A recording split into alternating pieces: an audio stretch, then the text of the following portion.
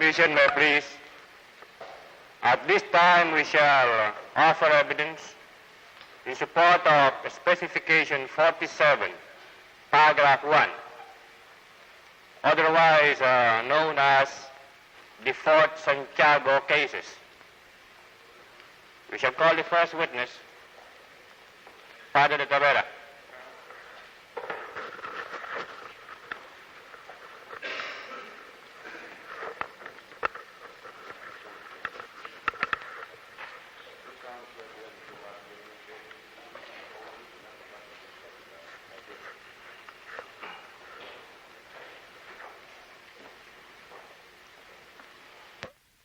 Will you state your name, age, and nationality? Joaquin Pardo de Tavera, 61 years of age, Filipino. Sir, in this connection, I desire to announce that I may have to speak a little louder than usual because the witness is somewhat hard of hearing. What's your present position? Chief of the Division of Investigation of the Philippine Commonwealth. Since when were you the Chief of the Investigation Division of the Philippine Commonwealth? Since 1938, up to the time of the Japanese occupation. Did you have any contact with members of the Japanese army? Never. In March 1942, where were you? I was at my home. Do you know of any happening that disturbed your peace at the time? Yes.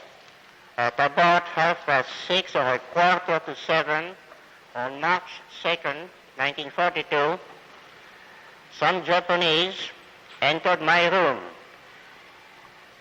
at Calle M.H. del Pilar, 914.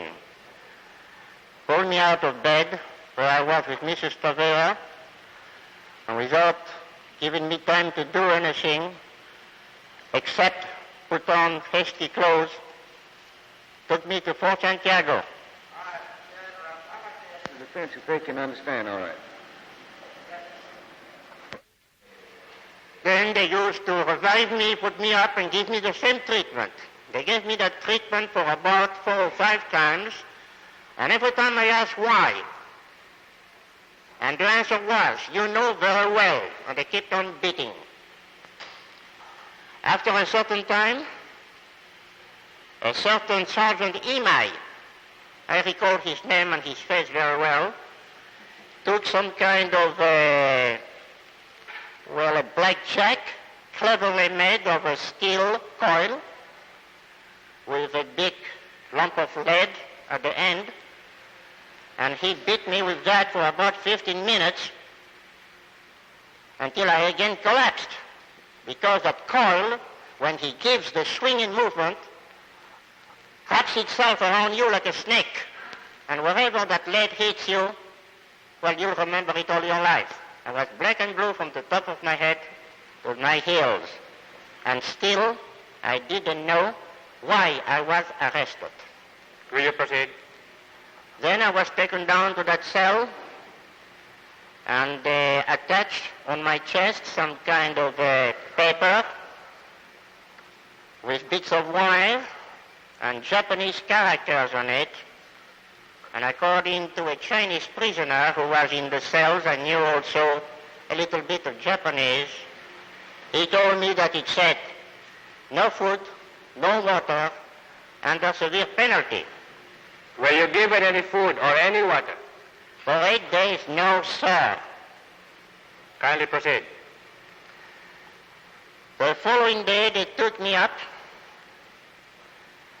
and they tied me a rope around my neck, going to my belt.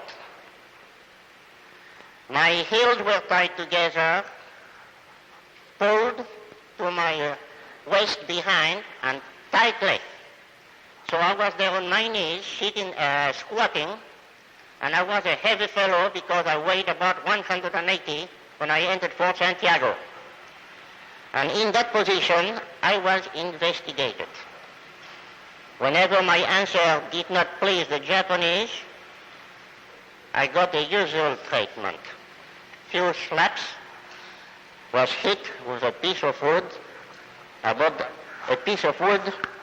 that size. I think it was one of the leftover bars of a cell they were building. May we put in the records the fact that the witness indicated a piece of wood which would be about 2.5 by 2.5 inches. More or less. They hit me with that piece of wood in the back of my head, on the side of the head. That's why I had lost my hearing on the left side. On another occasion, while I was on the floor also, because they never investigated me except squatting on the floor, tied up, they hit me so severely that they broke my nose. They tried to stop the bleeding by inserting plugs made of cardboard into my nose.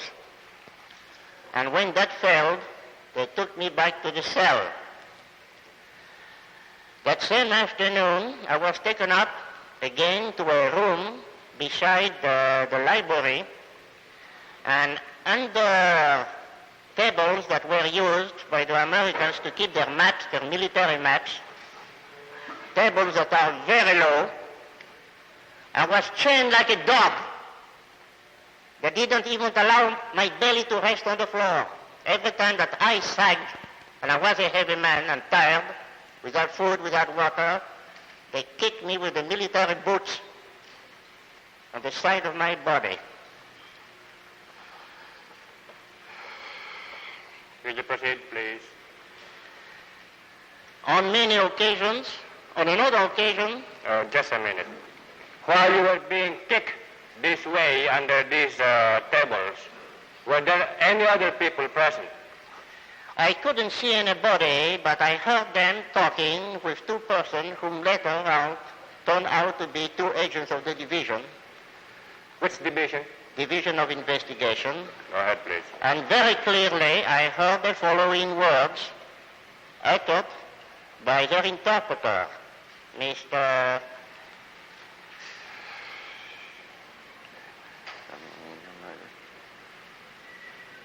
Well, I don't remember the name. Right. I haven't got a very good memory for Japanese names or faces. Go ahead, please. I heard him say, "Look at your chief there under the table. He's not a human being anymore. He's an animal. He's sentenced to death. So anything that you may say against him cannot hurt him anymore." Then I was taken down again and placed in the cell. And the Calvary started all over again. They would leave me alone for a few days, then they would come and take me back and take me up and take me down, slap me around, beat me. One day they called me. They sat me in a very nice chair and the Son Sergeant email with a diagram of how I was going to be executed on the lunatic.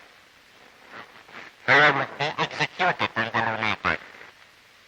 He made a drawing showing the different places occupied by permanent Filipino and Japanese people, where I was going to be myself. Then he placed in front of me a jar containing ice cubes, a packet of American cigarettes, and matches, and left me alone. When he came back about half an hour later, maybe, he asked me why I didn't drink the water or smoke the cigarettes. Of course, I'm not a damn fool anymore. I know the Japanese methods, and I didn't dare touch it, although I have been without water for a long time. Then he asked me if I had anything else I wanted to say before being executed. And I told him, well, that is very nice. I believe that if you notify the TVT, which was the famous newspaper of the execution, It would be a very nice movie to take as a souvenir. Then I got a hell of a beating. Excuse me. What's the TVT? TVT used to be the official organ of the Japanese at that time. Newspaper, you mean? Yes. Chain of newspapers. Yes. Was jiu-jitsu ever applied to you? Jiu-jitsu. Yes. They tried judo on me 2 or 3 times, but without any results, because I know jiu-jitsu and judo and I know how to fall down without being hurt. Was any damage done to your thumb? Yes. In what way? On one occasion, they got hold of my hand, started asking questions, and as I wouldn't answer, they put up this thumb until it snapped.